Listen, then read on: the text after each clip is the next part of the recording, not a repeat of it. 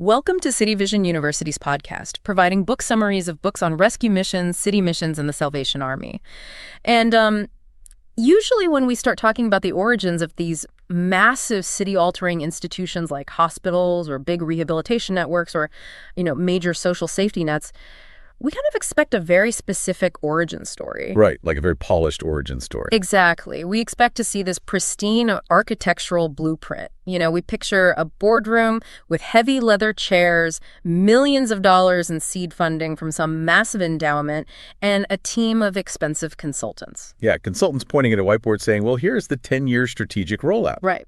Which makes sense because that is how most modern infrastructure gets built today. It is. I mean, modern development relies on massive upfront capital and highly sterile, really calculated risk assessments before a single shovel even touches the dirt. Yeah, but then you step into the world of grassroots rescue missions, and you step into this raw, incredibly complicated space of severe addiction recovery and human rehabilitation, and suddenly that pristine corporate blueprint it just disintegrates. Oh, it completely falls apart. It really does. You're looking at a landscape that isn't sterile at all. It is muddy, it's chaotic, and it's incredibly complex. Because you aren't dealing with predictable materials. Yeah. Right. You're not dealing with steel or concrete where you can just run a math equation. You are dealing with human trauma. You're dealing with chronic poverty and, the totally unpredictable nature of addiction. So it requires a completely different kind of engineering. A completely different kind of engineering. I love that phrasing. And that is exactly what we are unpacking today. We're doing a deep dive into a really remarkable firsthand account. It's a book called God's Providence, My Privilege, Miracles of the Winston-Salem Rescue Mission by Neal Wilcox. Such a fascinating read. It really is. And our mission today for you listening is to really extract the core mechanics of grassroots charity from this book. We want to understand the actual psychology of rescuing someone from the streets, the daily, gritty reality of severe rehabilitation, and just the profound impact of this hyper-local, faith-driven intervention. And I think what makes this particular source text so compelling is that, Wilcox isn't writing an academic textbook on nonprofit management. Right. He's not a theorist. No, not at all. He's giving us this retrospective on how to build something massive out of a profound deficit. It is literally a masterclass in leveraging absolute zero. Leveraging absolute zero. So to do that, we are going to trace this incredible journey. We're starting with a fatherless boy in the 1930s, just playing in the dirt of rural North Carolina. And we'll follow him until he's a man managing a 71-room hospital-turned-mission, a 72-acre rehabilitation farm, and this whole network of specialized facilities. It's an unbelievable trajectory. It is. We're looking at how one man's incredibly harsh, deprived upbringing became the exact psychological architecture needed to pull thousands of lives out of Skid Row. So let's just get right into it. Yeah, let's start at the beginning. Because to really understand the Winston-Salem Rescue Mission, you have to dissect the raw materials that its founder was forged from. Right. Like, as you read the early chapters of Wilcox's life, you realize his childhood wasn't just a tough backstory meant to evoke sympathy from the reader. Right. It's not just a sob story. Exactly. It was a grueling, decades-long immersion in the exact conditions he would later be trying to treat. So let's get into the context of that early life, because it is staggering. He is born in 1937 in Nash County, North Carolina. And right from birth, there is this profound deficit. He never knew his father. He's fatherless in the deep rural South during the tail end of the Great Depression. And then shortly after his mother brings him home to her parents' tobacco farm, she has to leave him there. She goes to find work in Kinston, which is like 12 miles away, and he is just left in the care of his grandparents. And we really need to pause and accurately picture the physical environment of a rural Nash County tobacco farm in the late 1930s. Yeah, paint that picture for us. Because we aren't talking about some rustic, charming farmhouse that you'd see in a magazine. No, not at all. This is profound structural poverty. Mm-hmm. The house had no electricity. There was absolutely no indoor plumbing. Wow. Yeah, to get usable water for drinking or cooking or washing, they literally had to walk to a neighbor's well, draw the water, and carry it back in buckets every single day. Just to survive. And the emotional landscape he describes is just as barren as the physical one. Wilcox writes with this incredible visceral clarity about his early memories. He really does. There's that one scene. Yes. There is one specific cinematic moment he shares that just stops you in your tracks. He is about 3 years old. and his mother had come back for a brief visit, but then someone arrives in a car to take her back to Kinston. Right. And he describes taking off running down the dirt road, physically chasing the cloud of dust trailing behind the departing car. He is desperately wanting to go with her, and he's running until the car completely disappears. And he is just left standing alone in the road, sobbing, wiping tears from his eyes with his dusty hands. Which is just heartbreaking. It really is. But when you look at that from a developmental psychology perspective, that profound sense of abandonment, that deep innate ache of the fatherless boy left in the dirt, it's a crucial crucible for him. It wires him with this intense, almost aggressive empathy for the marginalized. Right, it's not theoretical for him. Exactly. When he later encounters broken, fatherless men on Skid Row, he isn't trying to understand their pain through some, sociological framework he learned in a classroom. He shares their foundational emotional texture. Perfectly said. He knows exactly what it feels like to be left behind in the dust. I wonder, though, how a kid survives that without just calcifying. You see a lot of people who experience that level of early abandonment and they just shut down. They become incredibly hard and cynical, which is completely understandable. So how did he pivot from that trauma into empathy? Well, it really comes down to the surrogate figures who step into the void. Mm-hmm. For Neal, his grandparents became his entire world. His granddad effectively became his father. Right. Neal writes about how he would ride with him on this mule-drawn cart down to the country store, just sitting on this rough 12-inch board seat next to him. And his grandfather wasn't just a farmer. Because of the isolation and the poverty, he acted as the local untrained veterinarian for the whole community. Right, because nobody out there could afford a real vet. Exactly. Oh. So his grandfather is just figuring it out as he goes. He's treating sick mules and hogs with whatever remedies he can cobble together, and he brings Neal along for all of it. He gives him this real hands-on experience with the animals. Which is fascinating when you look at the whole trajectory of his life. Because those primitive, hands-on veterinary skills translate decades later into his ability to run a massive 72-acre agricultural rehabilitation farm for recovering addicts. It's all connected. It really is. But beyond just the hard skills, his grandfather is modeling extreme self-reliance. I mean, when you exist in a landscape with zero external resources, you don't sit around and wait for help. You invent a solution with whatever is lying around in the yard. And that resourcefulness shows up in how Neal played as a child, too. Oh, the toys. Yes.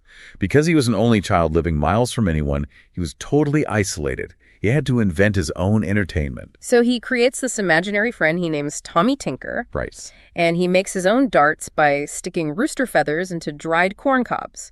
And he loved feeding his granddad's pigs so much that he created this elaborate game. He would use corn cobs to represent pigs. The corn cob pigs? Corn cob pigs, and he'd build little pens for them out of sticks, and then load these corn cobs into a toy truck to drive them to an imaginary market. And see, that might sound like just a simple, cute childhood anecdote, but look at the underlying mechanics there. Playful creativity under extreme constraint is the exact mental muscle required for nonprofit innovation later on. Yeah, that's a great point. He is learning how to conceptualize complex systems like a livestock market using literal garbage, using dried cobs and sticks. And it doesn't stay imaginary for long, because eventually a family friend gives him a real live pig. A real one, yeah. And what does he do? He lets this thing go free range to forage. It wanders off, gets lost in a cornfield for a while, and just gorges itself. It eats so much corn that it gets incredibly fat. So fat that the skin droops over its eyes and actually blinds it. It's just wild. It is. And eventually he and his granddad load this massive 350-pound blind hog onto a truck, take it to the auction in Rocky Mount, and sell it for $70. And you have to understand, $70 in the 1940s for a young boy on a dirt-poor farm is a massive injection of capital. It's a fortune. It really is. But the critical part of that story is what he actually does with the money. Right. Because he doesn't spend it on immediate gratification. He doesn't go buy candy or toys. He sets every penny of it aside for college. Which shows he's already thinking structurally about his own escape from poverty. Exactly.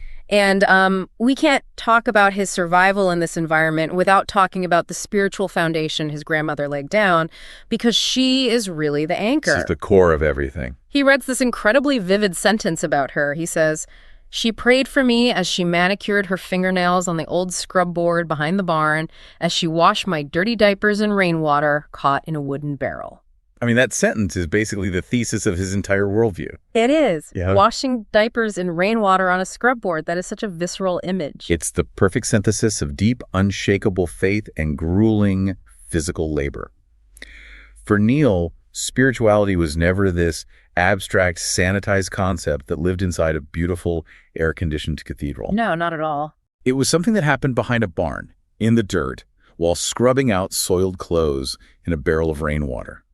It's a theology of the dirt. A theology of the dirt. That grounds everything he does later. She even makes him promise on her deathbed that he will meet her in heaven, which obviously plants this massive psychological seed in him. It sets the trajectory.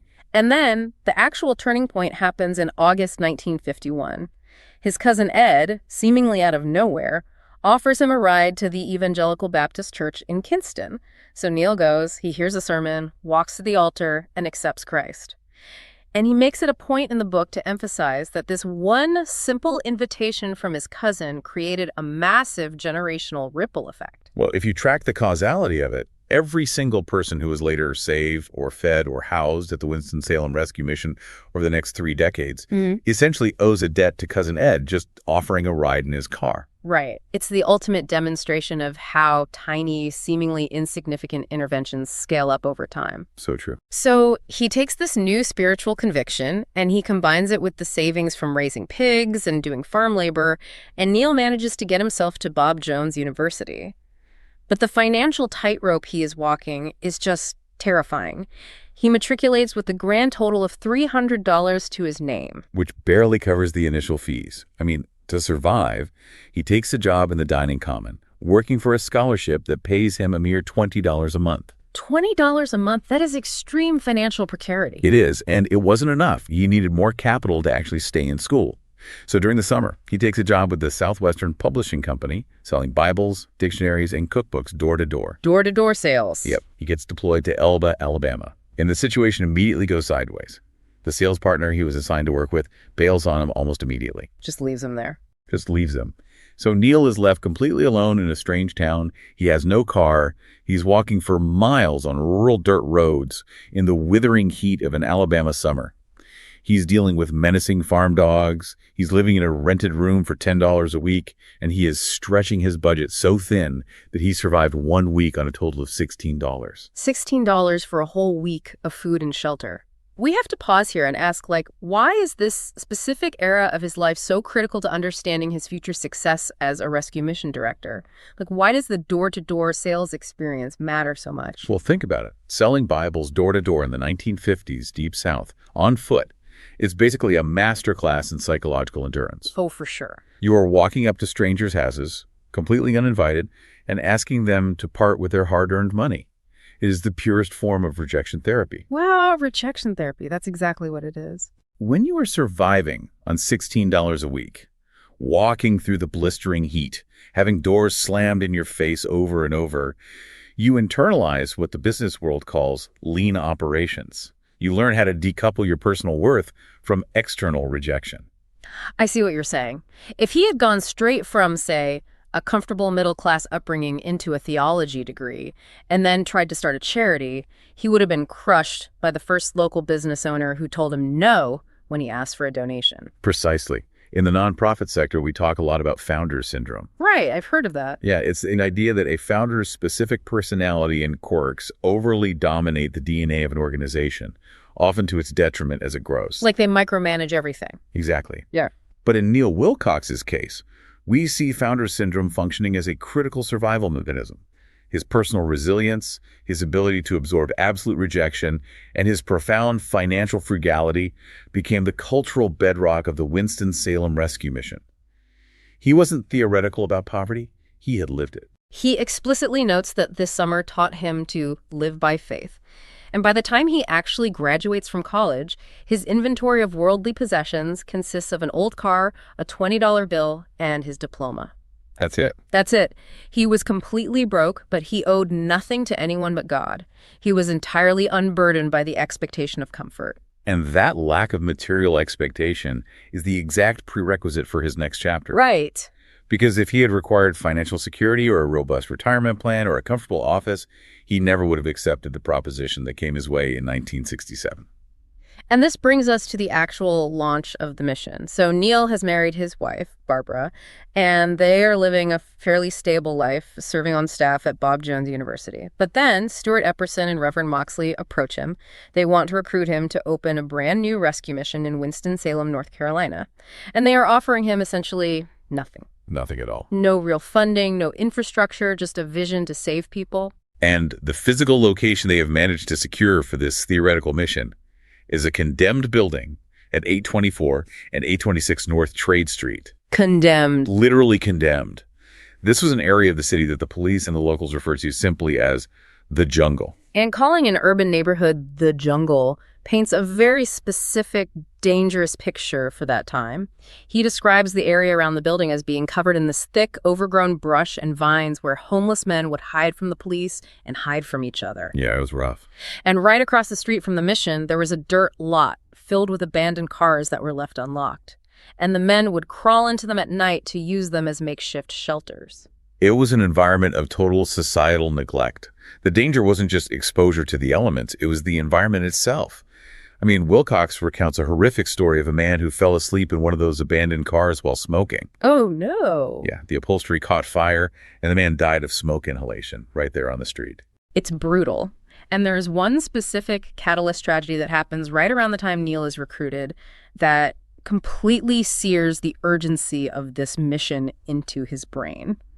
It's a very dark story, but it's vital to understand what they were up against. It highlights the sheer invisibility of the population they were trying to serve. Right. So a few months before Neal and Barbara arrived, a garbage truck was doing its morning rounds in the area. The truck emptied a large commercial dumpster into its compactor, crushed the load, and drove out to the city landfill. And when the driver pulled the lever to eject the compacted trash, a man's body tumbled out. It's just horrifying. A homeless man had crawled into the dumpster during the night to stay warm, fell asleep, and was literally crushed to death in the machinery. That tragedy is a profound indictment of the city's social infrastructure at the time. These men were literally being treated as and disposed of as refuse. Garbage. For Neal, this wasn't just a grim headline in the local paper. It was a blaring siren. It cemented his operational philosophy right then and there. This mission could not just be a soup kitchen that handed out sandwiches and sent men back into the brush. It had to be a place of literal physical rescue from a lethally apathetic environment. So, fueled by that exact urgency, Neal and Barbara pack up and move to Winston-Salem on June 1st, 1967. And they don't commute in from the suburbs. They move directly into an unair-conditioned upstairs apartment right above the condemned mission building on Trade Street. Right above it. Right above it. Yeah. He writes that a friend who helped them carry their boxes up the stairs actually told his own wife later that he felt physically sick leaving them in that Skid Row building. Which brings us to the mechanics of starting an organization with zero capital. I mean, their first bill started arriving before they even opened the doors. And there wasn't even enough money in the bank for Neal to receive his full, meager paycheck. Exactly. So how do you renovate a condemned building to meet strict city commercial codes when your bank account is empty? Well, you barter. You trade vision for labor. He starts hitting the pavement, utilizing that door-to-door sales endurance he learned in Alabama. He goes to churches, civic clubs, men's groups, and he pitches this vision of rescuing men from the dumpsters. It is the ultimate leveraging of social capital. He couldn't pay them, so he infected them with his urgency. And the community response was wild. They had an accountant who volunteered to set up their entire bookkeeping system for free. A recovering alcoholic who owned a local plumbing business came in and ran all the pipes. At one point, 15 men from a local Baptist church showed up in the middle of the night to tear down a heavy, rusted metal ceiling so they could replace it with fire code-compliant drywall. In the middle of the night. Yeah, and a local lumber company extended them 30-day credit with absolutely no collateral, just based on Neal's word. This is a beautiful illustration of how grassroots organizations bypass traditional funding bottlenecks. You know, they don't wait for a grant. But it also relies heavily on chaotic, unpredictable goodwill. Unpredictable is the perfect word. So they set a hard target opening date of July 22nd. They are rushing to get everything up to code, but the electrical work isn't finished. And they are panicking because they are entirely dependent on a volunteer electrician who works a demanding full-time job. Right. They can't force him to be there. Exactly. They're terrified he won't show up. But he does show up. In fact, he shows up early, ready to wire the building. Because of his pet skunk. This is my absolute favorite detail in the book. Hilarious. The electrician had a pet skunk, and during the night, the skunk accidentally stepped on the button of his alarm clock, turning it off. The guy sleeps through his alarm, misses his ride for a very lucrative out-of-town commercial job, and since he suddenly has a free day in town, he comes to the mission and finishes the wiring. You can't make that up. You really can't. Neal literally jokes in the book, if the Lord could use a stinker like that, surely he can use each of us. It's a highly amusing anecdote, but it masks a very dark operational reality. What do you mean? Well, think about it. If that skunk doesn't step on that clock, the electrical doesn't get done. The city inspector fails the building, they don't open, they default on their lumber credit, and the mission likely collapses before it begins. Wow. Operating on the razor's edge of community goodwill takes a massive psychological toll on the founders. And I want to push back on this whole model for a second, because we hear these stories of nonprofit founders giving everything, working themselves to the bone, and we praise it. We think it's so noble. But Neal and Barbara are newlyweds. They're living directly above the noise, the violence, and the chaos of Skid Row. Neal writes that in the first 11 months of operation, he only ate supper and spent the evening with his wife 6 times. 6 times. 6 times in a year. Isn't that just a recipe for burnout and divorce?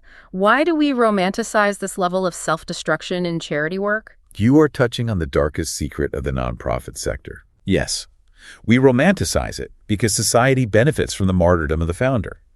We get the safety net without having to pay the actual cost. It represents a total erosion of the work-life boundary.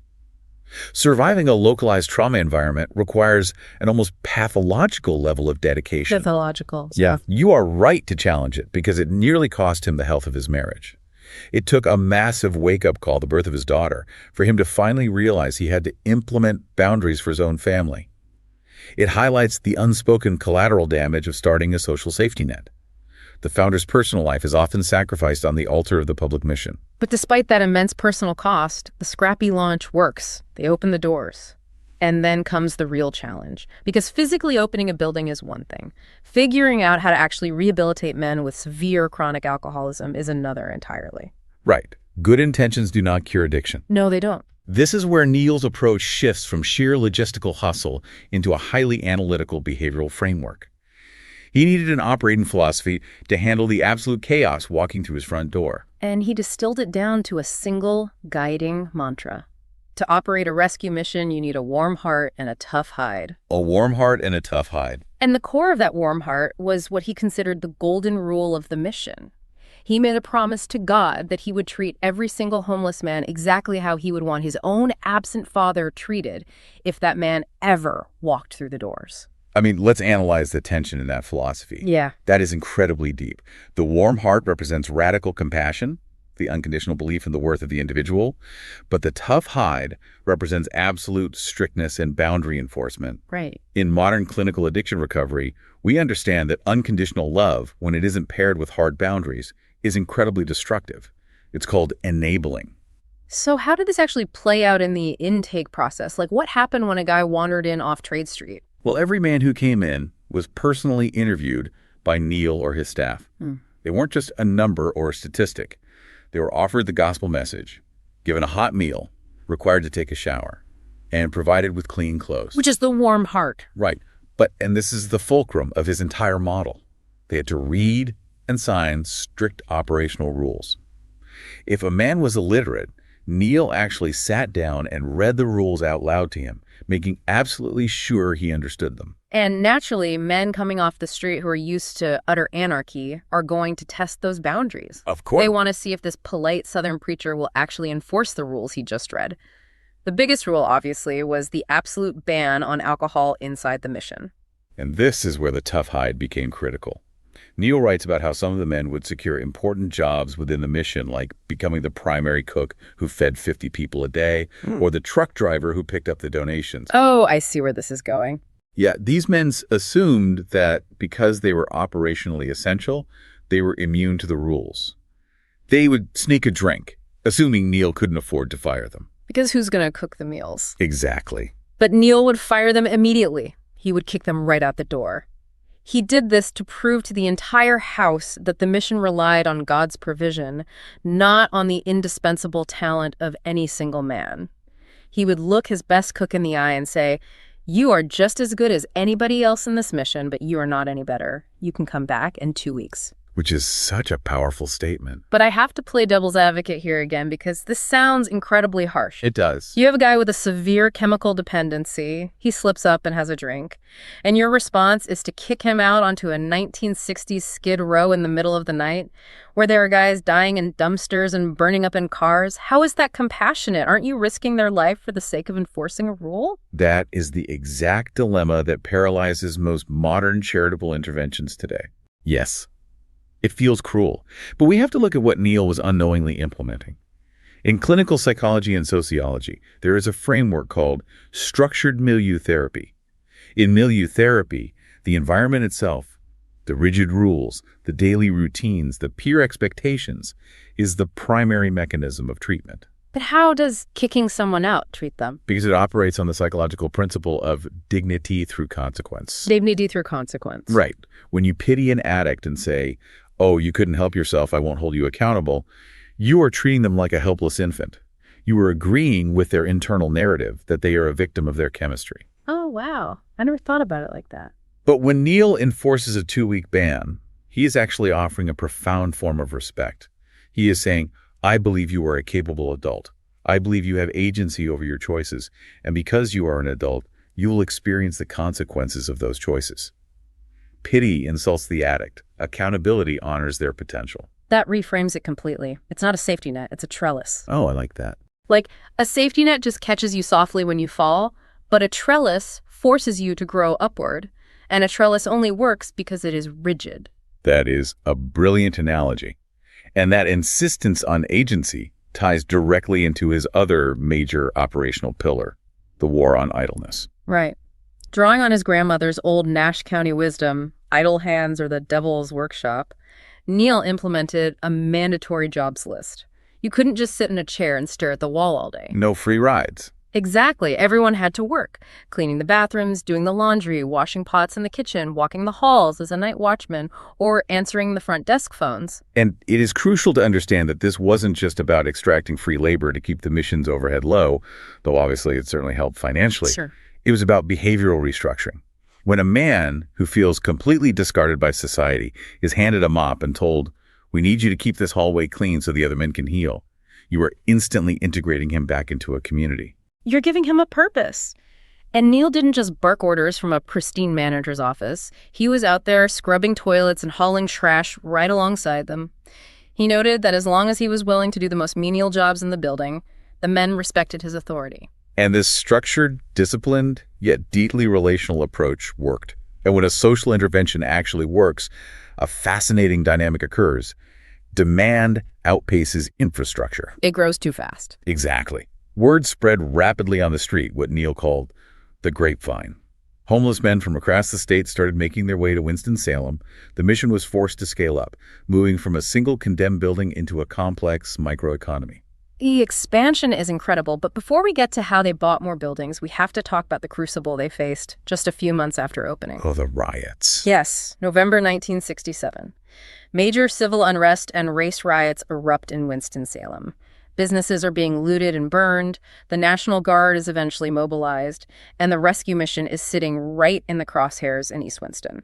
The physical vulnerability of that building is absolute. They have giant glass windows out front. Exactly. Neal and Barbara are huddled in their dark upstairs apartment, looking out the window down onto Trade Street. Terrifying. And they see a mob of about 75 men, armed with sticks and rocks, gathering at the corner.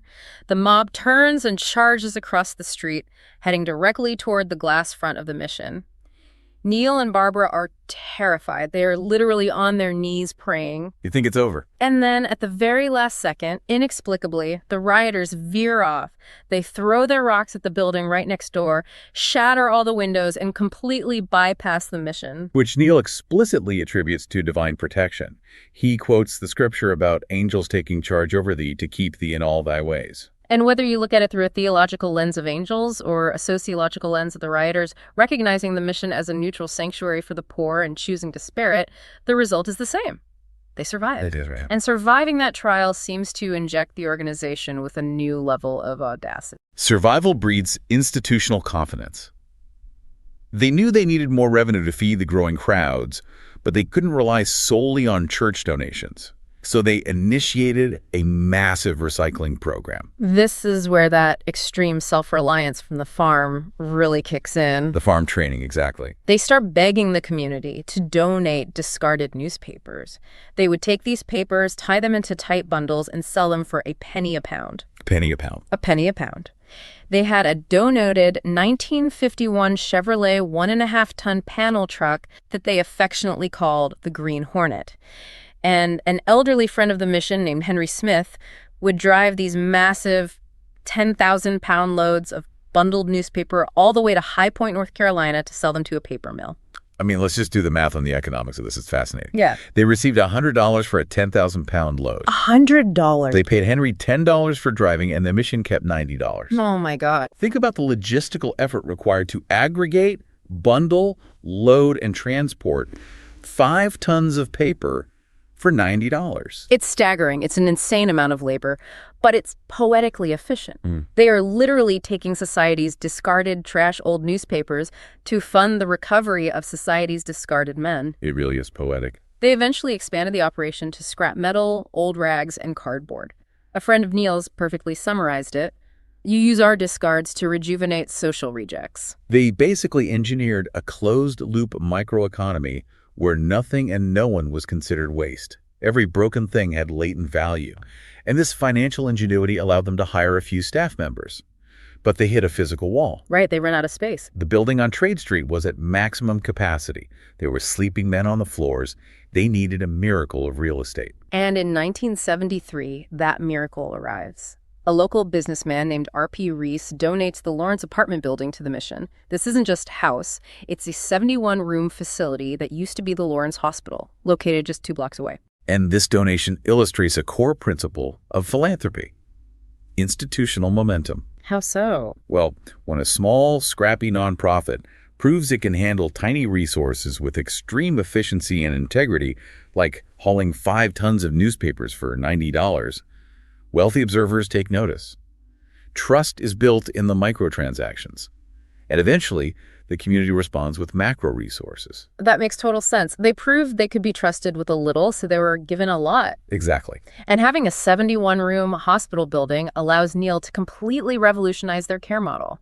They aren't just a soup kitchen anymore. They can segment the population. Right, they can specialize. They create a senior foster care division for elderly and physically disabled homeless men who weren't necessarily addicts, but who just needed a safe, permanent place to live out their final years. They create a ladies division that operated for a decade. They even installed a massive revolving lighted cross on the roof that flashed "Jesus Saves," which literally became a navigational landmark for the city. And the demographic shifts in urban homelessness required this level of diversification. You cannot treat an 80-year-old amputee with the same protocol you use for a 25-year-old alcoholic. No, of course not. But the most radically innovative expansion from a clinical perspective happens a few years later in 1977. The farm ministry. The farm ministry. They're given a donated apartment building, and Neal somehow manages to trade that building for a 27-acre farm out in Davie County, situated along the Yadkin River. This is where Neal gets to return to his Nash County roots. He's out there building pig parlors, constructing honey wagons to manage the waste, raising herds of cows, and planting massive gardens of corn, okra, and tomatoes. Which eventually evolves into a program called Alpha Acres, a dedicated long-term rural rehabilitation facility. Now, I have a question about this. Why go through the incredible expense and labor of starting a working farm? That's a great question. I mean, why not just sell that land and buy more hospital beds in the city? What does a farm do that a downtown building can't? It comes down to the neurology of addiction and the changing street demographic of the late 70s and 80s. They were starting to see younger men whose brains were severely impaired by complex, modern street drugs, not just alcohol. Right. When you keep a severe addict in a downtown facility, even a safe one, they're constantly surrounded by geographic triggers. They can look out the window and see the corner where they bought drugs, the smell of the street, the sounds of the sirens. It keeps their nervous system in a state of hyperarousal. So the farm physically removes them from the architecture of their addiction? Exactly. But it's more than just isolation. It's active agricultural therapy. How does that work? Well, animal husbandry, planting seeds, pulling weeds, and harvesting crops, force the addict's brain to reset to the natural rhythm of the earth. In addiction, you take a pill or a drink, and you get an immediate dopamine spike. It's instant gratification. Right. But on a farm, you plant a tomato seed and you wait. You cannot manipulate, threaten, or bribe a tomato plant into growing faster. Oh, I love that. You can't bribe a tomato. You really can't. It teaches profound patience, daily routine, and the direct correlation between sustained hard work and tangible results. Yeah. It grounds men whose minds have been shattered by chemicals back into physical reality. That makes so much sense. It resets their baseline for reward. They were even holding graduation ceremonies out at Alpha Acres, putting these guys in caps and gowns when they finished the program. It's a total restoration of dignity. A complete restoration. Which brings us to the most important part of this deep dive. All of this infrastructure, we've talked about the rules, the Green Hornet truck, the 71-room hospital, the farm, none of it matters in a vacuum. It is a massive machine built for one singular purpose, the individual human being. We have to look at the actual human yield of this operation. Yes. Wilcox's book provides numerous detailed testimonies, and these aren't just, feel-good anecdotes. They are clinical case studies showing the absolute terrifying depths of despair these men were pulled from. Yeah. Take the story of Broccoli Rogers, for instance. Broccoli's story is almost unbelievable. He arrives at the mission essentially feral. He was found living outdoors, sleeping in the tangled kudzu vines along the railroad tracks, and he was surviving by drinking squeeze. And for listeners who might not be familiar with mid-century Skid Row vernacular, squeeze is sterno. Ah, this is so rough. It is. Sterno is a jellied, denatured alcohol used as canned heat under chafing dishes for catering. Homeless men with no money for liquor would take a can of sterno, wrap it in a dirty cloth or a sock, and literally squeeze it to strain the toxic alcohol out of the gel so they could drink it. Just the physical act of doing that, drinking industrial solvent strained through a rag. It causes severe, irreversible neurological damage. It causes blindness. It destroys your internal organs. It is the absolute rock-bottom definition of human desperation. It really is. So to go from drinking strained sterno in a patch of kudzu to what Broccoli ultimately achieved is a profound testament to neuroplasticity and spiritual rehabilitation. It's a resurrection. Broccoli gets saved at the mission. He goes through the grueling process of detoxification and recovery. He regains his cognitive function, and he ends up going back to school and getting a job at a local hospital. It's amazing. In fact, Neal writes about visiting that hospital years later and hearing Broccoli's name paged over the intercom to report to the inhalation therapy department. Broccoli eventually helped start an entire respiratory therapy department in Lexington. When you analyze a trajectory like that, it forces a very uncomfortable question upon society. What's that? How much raw, untapped genius, how much medical, artistic, or logistical brilliance is currently sitting on a curb right now, dismissed as a lost cause, trapped under the weight of chemical dependency? We view the homeless as a burden to be managed, rather than a reservoir of potential waiting for the right intervention. Exactly. We walk past a guy in the vines and assume his story is over when he might be the guy who builds the respiratory department that saves our life a decade later. Precisely. And it wasn't just medical professionals. The mission restored blue-collar dignity, too. Look at Tex Ashley. Tex is a fascinating case of restoring civic trust. He was known as the mission's hardest worker. He set a record, driving the truck and completing 100 donation pickups in a single day. 100? Yeah, but Tex had a dark cloud over him. Years prior, he had lost his driver's license due to a severe DUI, and the court told him he would never, ever get it back. He had accepted that he was permanently marked by the state as untrustworthy. But after Tex maintained 4 years of rigorous, documented sobriety at the mission, Neal didn't just give him a sobriety coin and a pat on the back. No, he didn't. Neal leveraged his own social capital for Tex. Neal personally went to the county courthouse with him. He stood before a judge, staked his own reputation on Tex's changed character, and vouched for his sobriety. And based on Neal's advocacy, the judge reinstated Tex's license. Tex never drank another drop, and he remained a devoted volunteer for the mission until the day he died. That is the power of an advocate. A system won't forgive you, but a person standing in the gap for you can change the mind of the system. That's so true. And the impact doesn't stop with the individual. It cascades through families. The story of the Travis brothers is a perfect example of this. The familial ripple effect is a cornerstone of recovery sociology. David Travis came to the mission in 1979. His profile was grim. He was acutely suicidal, bouncing erratically from job to job, and completely consumed by alcoholism. He was at the end of his rope. But he finds refuge at the mission, goes to the altar, accepts Christ, and his life radically shifts. He even discovers a talent for music and joins the mission's singing trio, traveling to churches to perform. But David's recovery acts as a beacon for his brother Dennis. Now, Dennis's fall was spectacular in a different way. Dennis hadn't always been on the fringes. He was highly successful.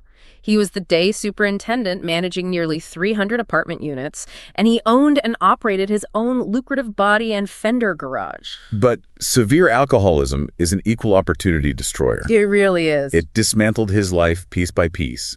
He lost his business, his savings, his health, and his family. So David, who is now sober and singing in this trio, starts relentlessly witnessing to his brother Dennis.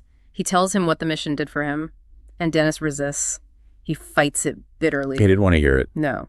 He admits later that he fought till he had no fight left. But finally, exhausted and broken, Dennis surrenders, walks through the doors of the mission, and joins his brother in sobriety. What we are observing in the Travis brothers is the mechanics of identity transformation. This is crucial. Yeah. They didn't merely achieve clinical dry sobriety. If you just take away the alcohol, you leave a vacuum. Right, you have to fill it with something. Exactly. They traded their core identity.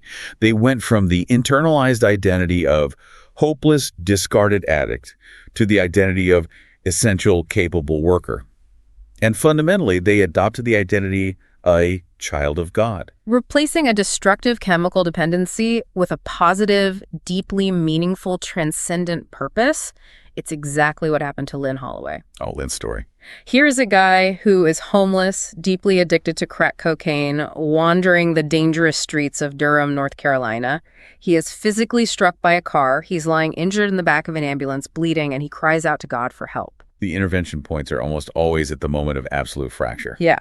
He is sent to a rescue mission to recover from his injuries. He gets saved. And Neal recognizes a specific intellectual and spiritual capacity in Lynn. He saw something in him. He did.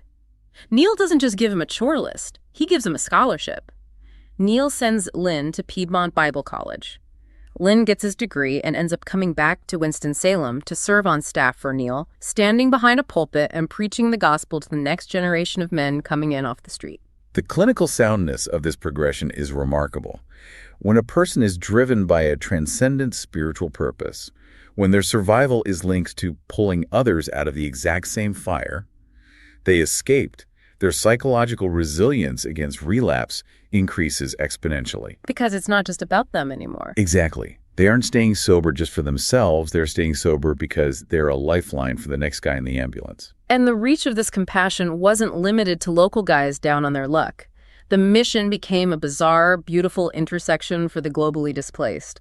The story of Cornthong is just, it takes your breath away. It's an incredible story. He was a native Cambodian. He had lived as a Buddhist monk and then was forced to serve as a soldier during the unimaginable horrors of the Khmer Rouge. The level of psychological trauma Corn carried is beyond the scope of normal human experience. He survived the killing fields. He recounts a moment where he was physically tied up in the back of a truck, seconds away from execution, when an older man mysteriously untied his ropes. He managed a harrowing escape across the border into Thailand and eventually made his way to the United States as a political refugee. But escaping the geography of a genocide doesn't cure the trauma. The horrors he witnessed manifested in severe, uncontrollable alcoholism in the U.S. During a violent drunken rage, he is arrested and ends up sitting in a county jail in North Carolina, completely isolated, speaking very little English, carrying the weight of an entire war. And the traditional justice system has absolutely no mechanism to rehabilitate a traumatized Cambodian refugee. They just lock him up. But a local pastor visits the jail, bails Corn out, and brings him to the Winston-Salem Rescue Mission. He is enveloped in the structured, demanding, yet deeply loving environment that Neal has built. He is fed, he's given chores, he is treated with dignity. And after months of being saturated in this environment, he is sitting in a chapel service. An invitation to the altar is given. And Korn, this former Buddhist monk, this hardened soldier, walks down the aisle weeping. In broken English, he points to the preacher and says, "Me want what he say, me want what he say." That moment is a stunning testament to the universal, piercing language of compassion. Neal Wilcox made a promise to treat every man like his own absent father. That foundational empathy translated perfectly across vast cultural, linguistic, and traumatic barriers. It proves that the human heart, no matter how shattered by genocide or addiction, recognizes genuine love. It's just incredible to think that a kid raising imaginary pigs in the dirt in Nash County built a machine that could heal a soldier from Cambodia. Which brings us to the end of our journey today. We've traced an incredible 33-year arc. Neal Wilcox started in 1967 with a condemned, empty building on Skid Row, an unair-conditioned apartment, and a skunk that accidentally turned off an alarm clock. That skunk really saved the day. It really did.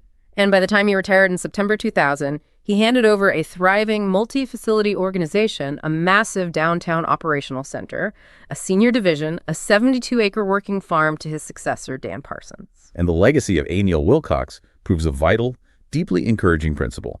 You do not need a massive initial financial endowment to fundamentally change a city. You do not need a pristine architectural blueprint drawn up by consultants. What you actually need is a clear, uncompromising vision, relentless frugality, and an unshakable, profound belief in the absolute redemption of the human being. As we wrap up this deep dive, I want to leave you, the listener, with a final provocative thought to mull over. We live in an era where we constantly look upward for solutions. We look to massive, systematic governmental interventions to solve crises like homelessness, the opioid epidemic, and urban decay. We petition for sterile, top-down policies and billions in federal funding. But looking at the messy, grueling, miraculous life of Neal Wilcox, we have to ask ourselves a very hard question. Can a massive, sterile bureaucracy ever truly replace the hyperlocal, deeply personal impact of one person standing on a corner with a warm heart and a tough hide? It is the defining question of modern social work. If true, lasting rehabilitation requires a deeply personal relationship, strict behavioral accountability, and a fundamental transformation of a person's identity. Are we investing our societal hope in the wrong places? We might be funding the bureaucracy while ignoring the hyperlocal, faith-driven crucibles that actually do the heavy lifting of changing human hearts. Think about that the next time you drive past a person sleeping on the street. You don't need a perfectly engineered, state-funded master plan to heal a community. Sometimes you just need to step into the muddy waters, look the brokenness directly in the eye, and start building with whatever you have in your hands. Thank you for joining us on this deep dive. Take some time to reflect on your own unique crucible moments, the hardships you've survived, and how you might leverage that exact pain to serve the people right outside your door. Until next time.